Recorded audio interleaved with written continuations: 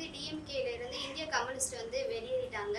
இத பத்தி உங்க பதில் என்ன? நம்ம இந்தியாவுல கம்யூனிஸ்ட் கட்சி வச்சிருக்கிறதே தவறு. கம்யூனிஸ்ட் காங்கிரஸ் ஒழிஞ்சாலே இந்த இந்தியா, இந்த பாரத தேசம் வளம் பெறும் தேசமாக மாறும்.